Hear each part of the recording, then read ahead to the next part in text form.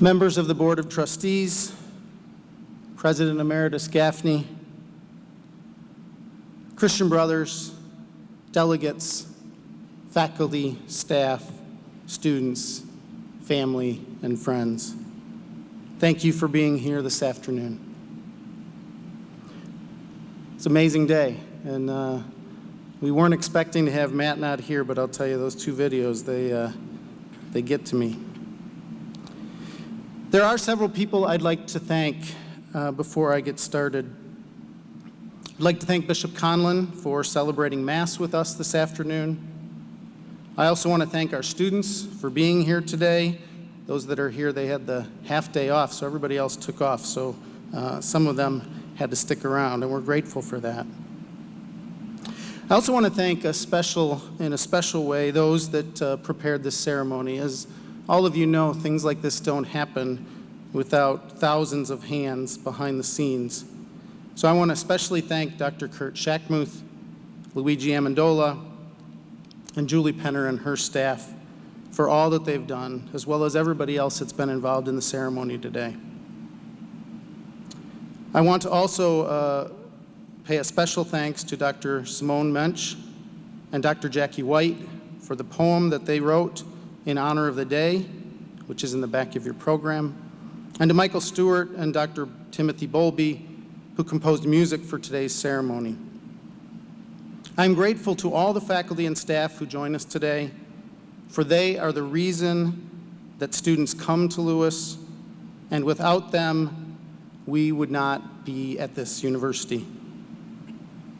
Deep thanks to the past presidents who have led Lewis over the last 8.5 decades, especially my predecessor, Brother James Gaffney. He led this institution from a time of significant financial stress to one of financial strength and pride. Thank you to the Christian Brothers for all that they have done for Joan and I since we've been here. They have been incredibly gracious hosts. We're grateful to the Board of Trustees, and especially Russ Smythe, the chair of our board. Thank you to the Augie crowd that's here today. For today, we celebrate what a university education does for students, and for Joan and I, it bonded us to these friends for the last 35 years. Thank you to my sister Barb, who's here with us today, my brother Jack, who could not join us, my mom, and my dad, who I think would be very proud on this day if he could be here. Finally, Matt, Sarah, and Joan, you continue to inspire me every day and keep me grounded in what matters. Higher education in the 21st century must offer an educational experience which responds to the signs of the times, to borrow a phrase from the Second Vatican Council. It is essential at this point in history that we understand the gravity of the change we live within, and that we offer a curriculum which prepares students to succeed as they move towards graduation and into the future. My goal this afternoon is to offer a set of characteristics that a university education should include if it is to prepare students to succeed in this century. I believe that Lewis University is well positioned to deliver a meaningful and pragmatic education for our time. If we are to continue to offer such an education, we as a university must be willing to change ourselves. I would describe myself as a pragmatic optimist. A bit of background through an examination of some of the lessons I have learned may help make sense of this optimism. I worked my entire professional life in Catholic education. 4 traditions have shaped the way I think and the person I've become. They are the Jesuits, the Mercies, the Franciscans, and the Christian Brothers. From the Jesuits, I learned the magis, the more. The magis is a sense of longing. St. Ignatius believed that this world, as we find it, is not as God intended it. Whatever we achieve today, it is never enough. There is always more. We experience this Magis as a striving to create the divine will, love, in our midst. After I worked with the Jesuits, I spent 17 years working with the Sisters of Mercy. Catherine McCauley, the foundress of that order, is said to have told the sisters who were with her at her deathbed, "Be sure you have a comfortable cup of tea for them when I am gone."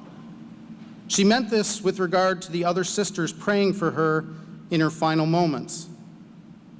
Though Catherine worked every day to improve the lives of those living in poverty in Ireland, and one could certainly argue that she experienced the Magis, her dying words reminded the entire Mercy community that while struggling for justice, we must remember to take time to be present to each other and to have conversation, to have a cup of tea. We are more than just beings who work without ceasing. In order to live well, it is important to take a moment to gather ourselves and to really see and listen to each other. I spent the years preceding my move to Romeoville with the Sisters of St. Francis of Sylvania.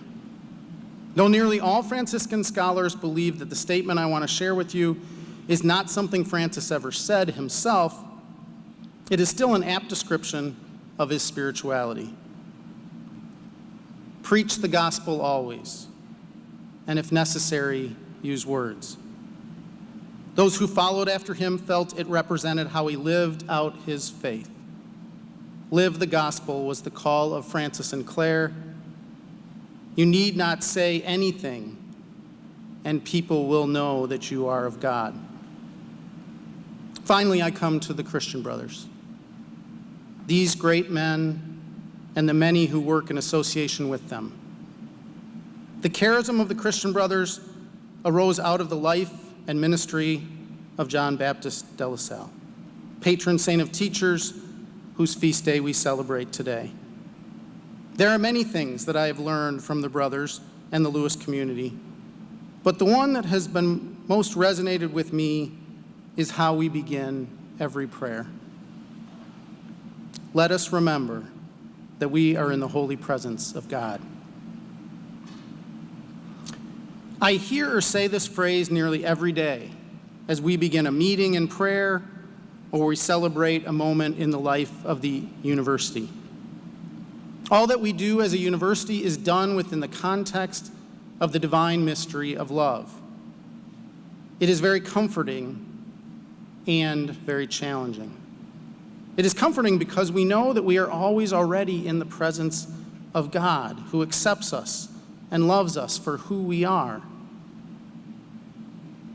It is challenging because we know that this same God is a God of justice. And since we are the hands and the feet of God, we must be out doing God's work, which is never finished. Summarizing the lessons learned that have prepared me for this presidency, I recognize that I am always already in the holy presence of divine love, and though I am confronted with never-ending work, I am also reminded to be gentle and patient with myself and with others, to sit back and enjoy a cup of tea and just be present, to breathe. For when I sit and sip my tea, I return again to the comforting knowledge that God is with me. Now that I've shared some of what has brought me to the presidency, I would like to offer some thoughts about how I see the world in which we currently live. Though I remain a pragmatic optimist, I am challenged by what I see in our present world and in our potential future. We struggle today with growing economic inequality, ongoing racial tensions, and stubborn gender inequity, in addition to global warming and refugee crises around the planet. That being said, we also live in a time of near daily breakthroughs in medicine and technology. The pace of change is exponential. We have the capacity, within the next 3 decades, to fundamentally revise the nature of humanity, through a combination of genetic engineering and artificial intelligence. It is almost certain that we will see not only the testing of driverless cars, as we see on the roads today, but that driverless cars and trucks will become the standard mode of moving people and goods throughout the world. In the next 2 decades, machine learning will assist us in everything from diagnosing disease, creating abundant clean energy, and teaching our curriculum, to telling us what we want to order from Amazon and delivering it to us without the need for any humans to be in the system. This will likely exacerbate the significant societal difficulties we already face by challenging our basic understandings of work, compensation, and the economy. It appears that we are on the verge of not being able to keep up with the technology we have created. As many have noted, we are at an inflection point. As robots and smart machines take more of the jobs we humans currently do, we will be forced to address the importance of the dignity of work.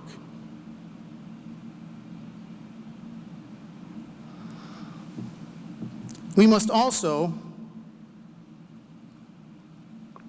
deal with the issues of meaning and purpose. The occupations that the author Thomas Friedman, in his new book, Thank You for Being Late, envisions as most likely to expand in the coming economy are jobs in the STEMpathy fields. Many of you are familiar with STEM fields, science, technology, engineering, and math. But Friedman makes a compelling case for those jobs that use artificial intelligence and machine learning to enhance our ability to offer empathy to other people. STEMpathy jobs will be jobs in which humans work with other humans in complex social arenas using technology to supplement and augment, but not replace, the human-to-human interaction. Many of these jobs will exist in the arenas of healthcare, mental health, management, and leadership. Higher education plays a significant role in the pace and direction of this momentous change. In the US alone, we graduate nearly 4 million students with associate's and doctoral degrees each year. These graduates go out into the economy and are more often than not tasked with improving some small part of our society. This may mean better packaging, faster and more efficient computers, less invasive surgery, more impactful teaching methods, better tasting Doritos, or a better way to analyze and predict traffic patterns. I threw in the Dorito reference just to see if you were still with me. Adding this much human energy and creativity to the system, we believe will lead to progress. I am well aware that many do not agree with this analysis and do not see history as a progressive movement, but rather a deterioration from better times in the past to a contemporary world which is out of control and which only enables those with power and wealth to increase their power and enhance their wealth. Though I appreciate why some see this as the outcome, I do not.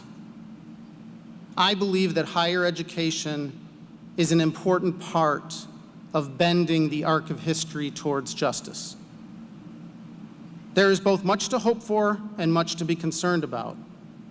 The power that comes with incredible technological advances also comes with great responsibility. That is why I believe a university is more essential now than ever. It is not enough that we educate students to learn professions. We must prepare them for the professions we cannot even imagine today.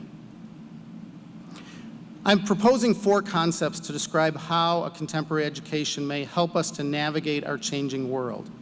The 4 concepts are conversation, master learner, experiential learning, and freedom. Conversation is the foundation on which 3 other concepts depend. Experiential learning is the primary mode by which education is able to prepare people to become master learners for the rest of their lives. And freedom is the outcome of this type of education. So I begin with conversation. Education at its core is one long conversation.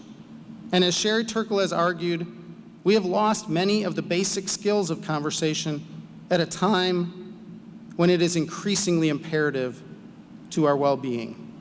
Education is an interweaving of diverse conversations concerning various subjects over an extended time. I want to offer a definition of conversation by David Tracy, which I have found helpful over the years. Conversation is a game with some hard rules.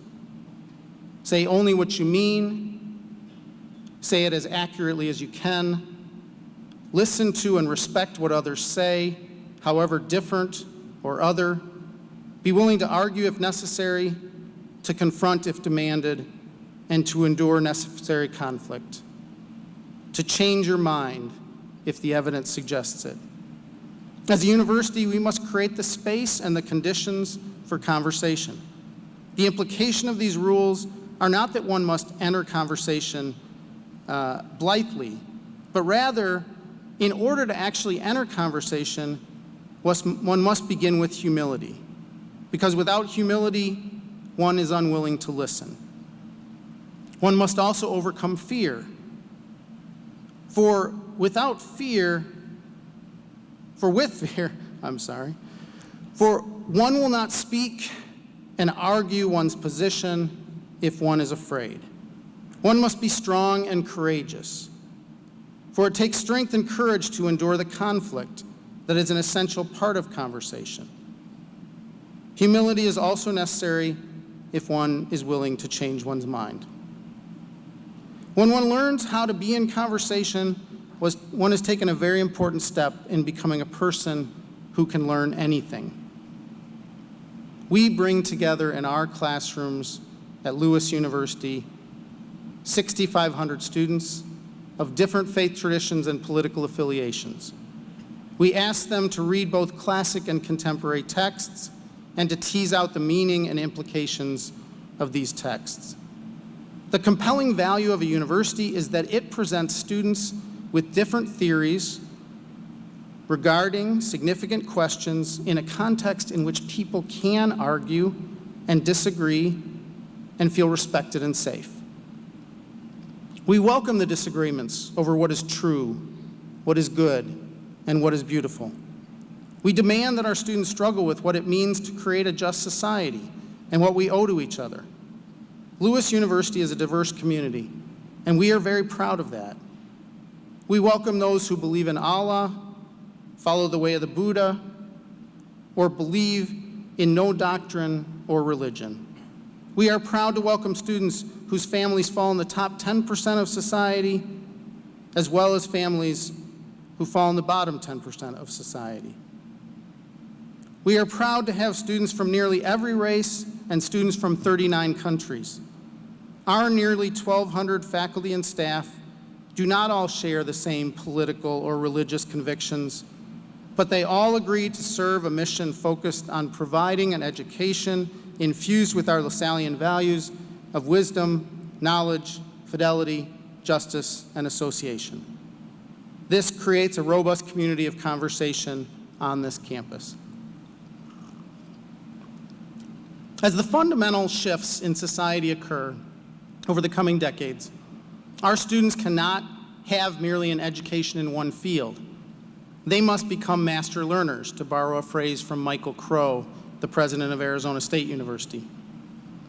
Lewis graduates, as master learners, must learn to learn and must develop the capacity of wanting to learn new things as circumstances changes. Our graduates must be both critical and creative thinkers. They must be able to see around the corners, but also be able to see through what is false and misleading. These qualities certainly are learned in the professional fields of study, but it is in the fields of the liberal arts that we hone our skills as master learners. It is often in these fields that one is confronted with the other, that which is different and new, that which challenges our preconceived notions. As important as the liberal arts classes are to developing master learners, they are only a part of the equation. I believe that all Lewis students should have many experiential learning opportunities. To this end, all of our students at Lewis must complete a capstone project before they graduate. In many fields of study, the capstone project is supplemented by integrated experiential learning opportunities such as clinicals, student teaching, acting in a play, flight hours, or undergraduate research. Other areas that already exist but must be enhanced are study abroad experiences and internship and co-op opportunities. We must also recognize that all learning is not tied to a course of study. Much of what one learns in college happens outside the classroom, in the many extracurricular experiences made possible at Lewis, such as building a Habitat for Humanity house, serving as a member of the Student Senate, serving as a captain of a team, or serving as president of a fraternity or sorority.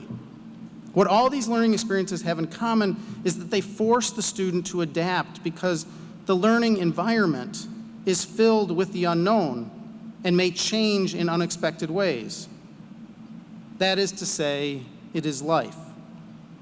When we travel to another country, we must adjust to the otherness of the people and their customs, as well as to the food.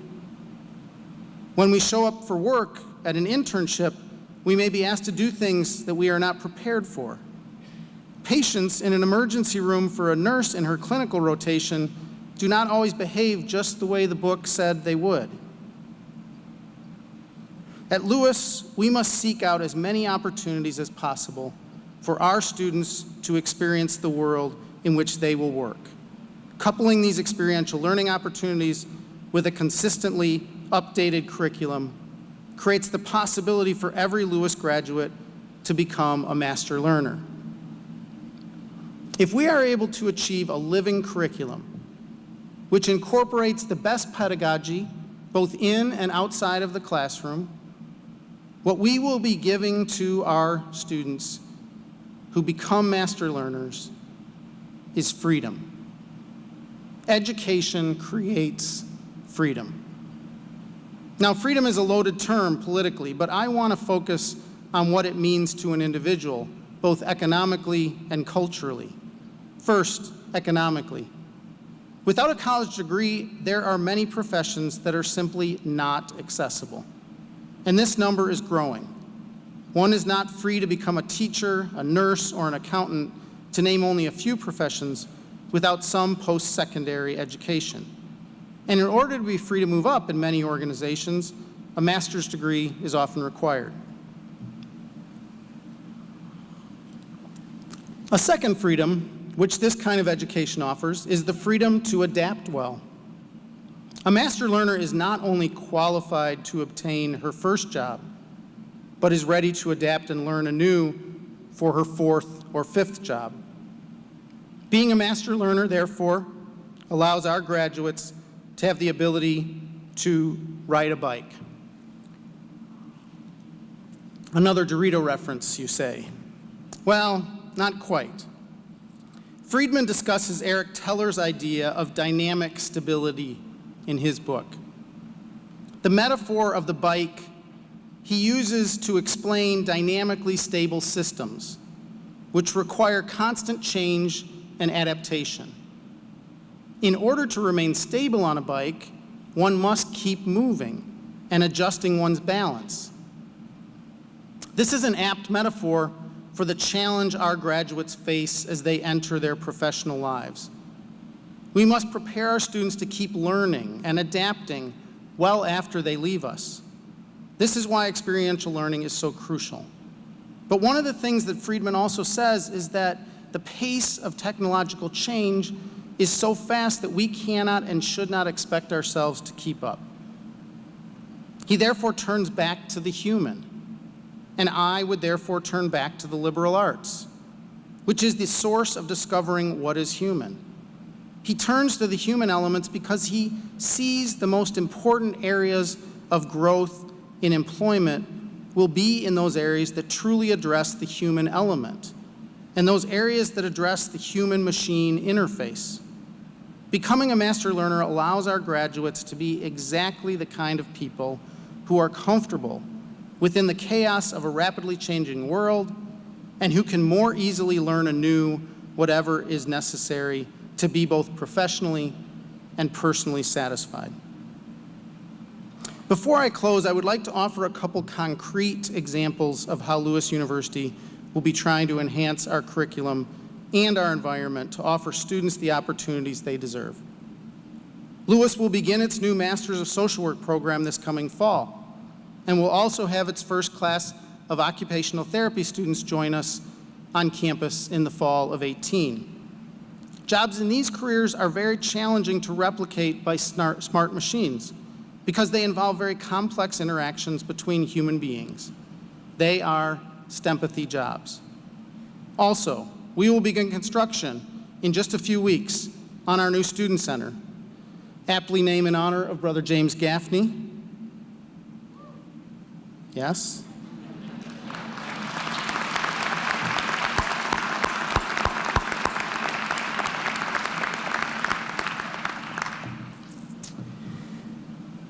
It will include many spaces in which students can sit, talk, have a cup of tea, have conversations into the wee hours of the night. These conversations at 3 a.m. are often the most important conversations that people have while they're in college.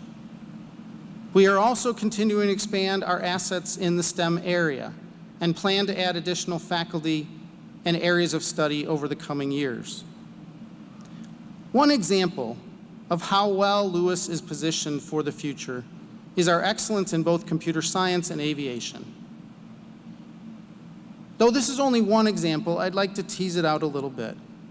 We can imagine a new program in which our faculty will be able to work in collaboration across our air traffic control, unmanned aviation systems, computer science, and computer engineering to develop interdisciplinary programs that will respond to the jobs created in the move to unmanned vehicles.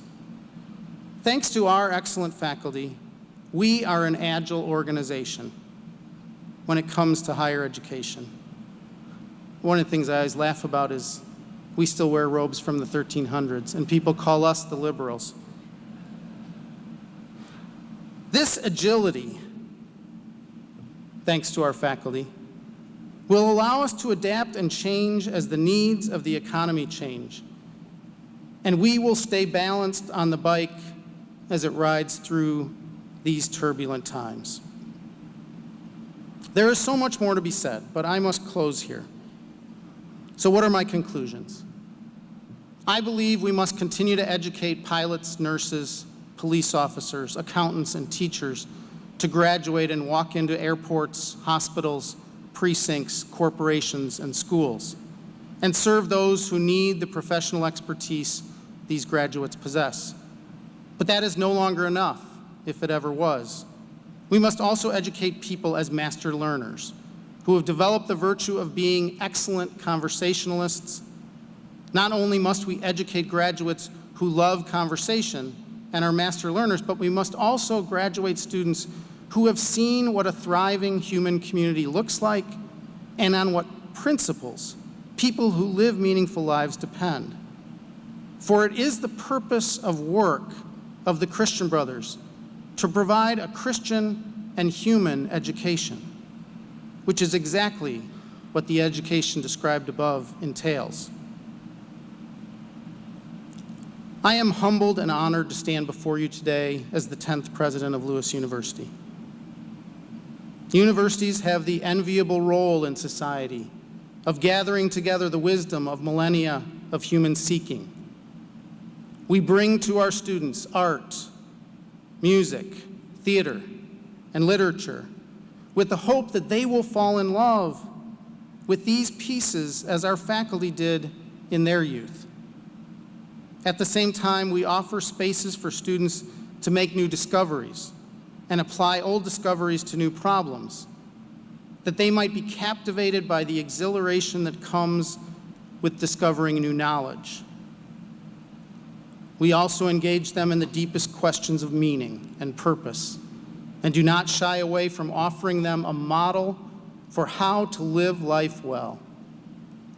My wish for each of our students is that they leave feeling mastery in their subject area and confidence in their ability to make a living, while also knowing that they will enjoy the waves of change that lie ahead because Lewis prepared them with an unquenchable desire to learn. I am fortunate, for I have the privilege every day of listening in on this fascinating conversation. Thank you for your kind attention.